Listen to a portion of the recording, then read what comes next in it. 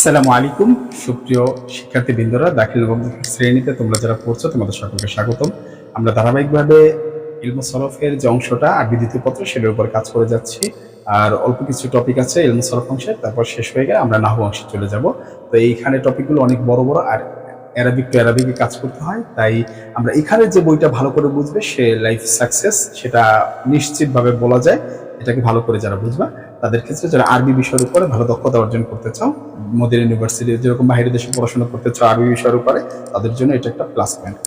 এই বইটা জানা মানে তোমার জীবনটা সাকসেস হয়ে যাওয়া, যে কোনো চাকরি বাকরি কোনো ভার্সিটিতে চান্স পাওয়া, এটাই আর কি বাইরের দেশে আরব বিশ্বগুলায়, সেটার জন্য। তো আসো আজকে আমরা যে টপিকটা বলবো সর্বশেষ টপিক, এটা হচ্ছে এই চ্যাপ্টারটা শেষ হয়ে গেলে আজকে এরপরে আমরা চলে যাব যে চ্যাপ্টার আছে ইবদাল ও ওয়াকফ। ইবদাল ওয়াকফ, তারপর থাকবে হামজার ব্যাপারটা। এটা শেষ হয়ে গেলে আমাদের ইলমু সরফ অংশ শেষ। এবং আমি তোমাদের সাথে ওয়াদা করছি পুরো বই আল্লাহ হায়াতে রাখলে, সুস্থ রাখলে, আমার সুযোগ থাকলে আমি পুরো বই তোমাদেরকে প্রত্যেকটা টপিক সুন্দর করে ছোট ছোট আকারে ভেঙে ভেঙে বুঝিয়ে দেবো। তোমার যেটা দরকার তুমি সেটা ক্লিক করে প্লেলিস্টে ঢুকে ক্লিক করে সেটা দেখে নিবে, ঠিক আছে? আমি বিশাল ভিডিও বানাবো না, চিন্তা ভাবনা ফার্স্টে করেছিলাম, এখন আর করি না। যে ছোট ছোট টপিক তুমি ঢুকবা আর নাম দেখবা প্লেলিস্টে, ওইখানে তোমার থাম্বনেলে নাম দেওয়া থাকবে, দেখে দেখে তাহলে প্রবেশ করে তোমার অংশটুকু তুমি জেনে নেবে। এক একটা কোশ্চেন আকারে থাকবে, ঠিক আছে? এক একটা টপিক, ঠিক আছে? এখন চলো আমরা একটু কাজ করি। আজকে শিখবো কি ইলাল বিসাকিন, মানে যে সাকিনের মাধ্যমে ইলাল করা। সাকিনের মাধ্যমে ইলাল মানে কি তালিল করা। সাকিনের মাধ্যমে ইলাল মানে কি তালিল করা। এখানে কি বলছে? হুয়া হাযফু। হুয়া হাযফু, আচ্ছা, হুয়া হাযফু হারকাত হারফান ইল্লাহ, হারকাতি হারফুল ইল্লাহ। আচ্ছা, ফাইলাতে দাফআন। দাফআন মানে এখানে কি কঠিন, মানে কঠিন। লিসাকলি, লিসাকলি, আচ্ছা, লিসাকলি কঠিনতা দূর করার জন্য এই হরফে ইল্লাতকে সাকিন করা, মানে হুয়া হাযফ। হাযফ মানে কি হযফ করা। কি হযফ করা? হরকত। হরকত হযফ করা হরফে ইল্লাত। হরফে ইল্লাতের হযফকে হরকতকে হযফ করা। দাফআন লিসাকলি মানে কি সহজ করার জন্য, কাঠিন্যতা দূর করার জন্য, কঠিন দূর মানে কঠিন বিষয়টাকে দূর করার জন্য। তাহলে সেখানে কি করবে? এরপরে সুম্মা তোমার বইতে আছে, দেখো, অতঃপর নাকলু, স্থানান্তর করব। কি দ্বারা স্থানান্তর করব? হরকতিহি, তার হরকতকে, হরকতিহি ইলাল হারফি,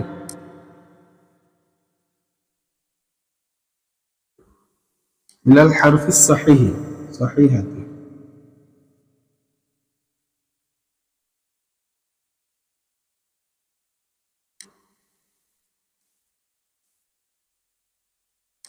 للصحيح ساكنا، সাকিনিন, আচ্ছা, সাকিনিন কলবহু, সাকিনিন কবলাহু, কবলাহু। আচ্ছা, এই হচ্ছে আমাদের বিষয়টা। এতটুকু আজকের পড়াটা। আজকের পড়া বেশি নাই, এতটুকুই পড়া। এরপরে যদি তুমি দেখো পেজ দ্বারা হরকত হবে, হরফের পরে এগুলো ইত্যাদি ইত্যাদি, বিষয়টা এটা না। এই আরো অনেক কিছু বলা আছে এই বিষয়টা সম্পর্কে। তোমার বেশি একটা কিছু আহামরি জানার কিছু নাই। আজকের বিষয়টা, এই টপিকটা খুবই ছোট, ভিডিওটা খুবই ছোট হচ্ছে। জাস্ট এই বেসিকটা বোঝা যে সাকিন কিভাবে হয়, একটা হরফ ইল্লাতে হরকত আছে, সেটা কিভাবে সাকিন বানাতে হবে, সাকিনের মাধ্যমে সেটাকে সহজ করতে হবে। আসো সেখানে, এখানে বিভিন্ন তোমার উদাহরণ বলা হয়েছে, উদাহরণের মাধ্যমে আলোচনা। মূল কথাটা বলা হয়েছে কি যে হযফ করবে কাকে? হাযফুল হরকত, হরকতকে হযফ করে দিবে। উদাহরণ দিব, হ্যাঁ, হরফে ইল্লাত, হরফে ইল্লাতের হরফকে, হরফে ইল্লাতের হরকতকে হযফ করবে। হরফে ইল্লাতের হরকতকে কি করবে? ব্যানিশ করে দিবে, হযফ করবে। হ্যাঁ, দাফআন লিসাকলি, অর্থাৎ কঠিনতা দূর করার জন্য। কঠিনতা দূর করার জন্য হরফে ইল্লাতের হরকতকে হযফ করে দিবে। অতঃপর, অতঃপর নাকল, স্থানান্তর করবে, হরকতি, ওই হরফে ইল্লাতের হযফ করে ওখানে সাকিন করে ওই যেটা হরকত ছিল সে হরকতটাকে স্থানান্তর করবে। কোথায়? হ্যাঁ, হারফান, হরফে সহি, আগের মানে হরফে সহির ভিতরে স্থানান্তর করবে। সেই সাকিনান হরফ, আগের যে হরফ মানে সাকিন যুক্ত যে একটা হরফ, সেটা আমরা বলছি যে হরফে নাকলন স্থানান্তর করবে হরফকে, হ্যাঁ, সহি, হরফে সহিতে সাকিনান বিশিষ্ট, সাকিন বিশিষ্ট হরফে ওটাকে ট্রান্সফার করবে। সে হরফটা কোথায়? কলবুহু, মানে কবলাহু তার পূর্বের হরফ, তার পূর্বের হরফ। এক্সাম্পল দিলে জিনিসটা বুঝতে পারবা, ঠিক আছে? যেরকম এখানে যদি আমরা বলি যে ইয়াদউ, আমরা যে এখানে যদি বলি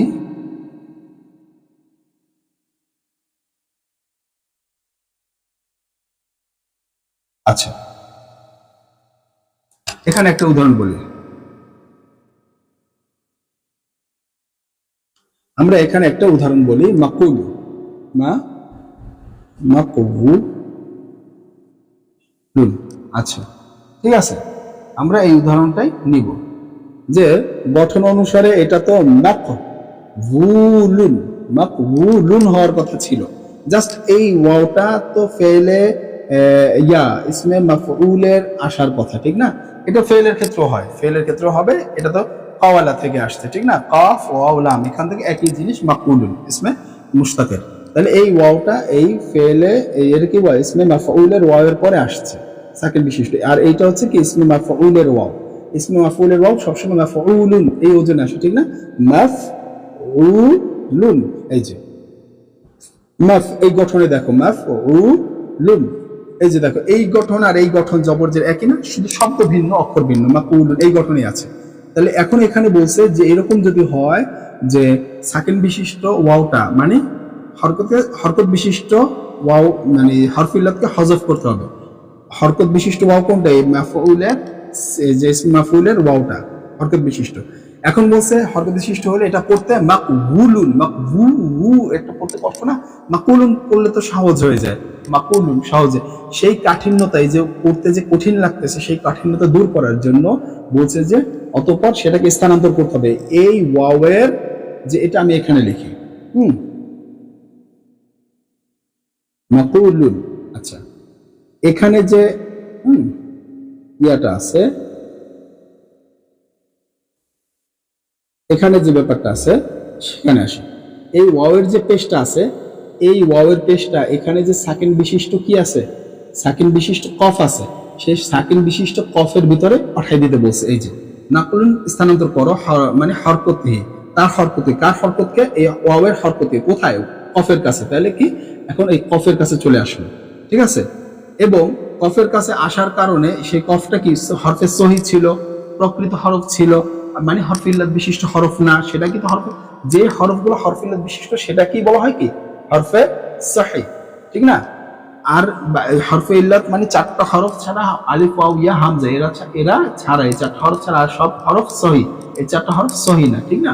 তাহলে এই যে হরফে সহি ছিল সাকিনা, তাও বা কি কফ সাকিন অবস্থায় ছিল, তাহলে কবলাহু তার পূর্বের হরফ, ওয়াওয়ের পূর্বের হরফ ছিল কফ, সেখানে ট্রান্সফার করে দিছি, এবং কি এই ওয়াওটা কি হয়ে গেল? সাকিন হয়ে গেল।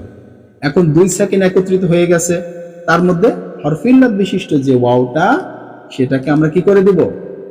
সাকিন করে দেব। তাহলে কি হয়ে যাবে? মাকুলুন, মাকুলুন। এই কথাটাই আমাদের এখানে বুঝিয়েছে। এটা যদি আমরা একটু ভালো করে দেখি, বুঝি, ইনশাআল্লাহ এটা বুঝবো। যে কোনো শব্দের ইয়াদ এরকম হয় না, অনেক ক্ষেত্রে এই একই সিস্টেম, ঠিক আছে? ভালো করে একটু চেষ্টা করে দেখো। আশা করি আমাদের এই চ্যাপ্টারটা শেষ হলো, এরপর ইবদালের চ্যাপ্টার শুরু হবে ইনশাআল্লাহ, সেখানে আমরা বিস্তারিত আলোচনা। তো আজ এ পর্যন্তই, পরবর্তী ভিডিও দেখা হচ্ছে। আসসালামু আলাইকুম।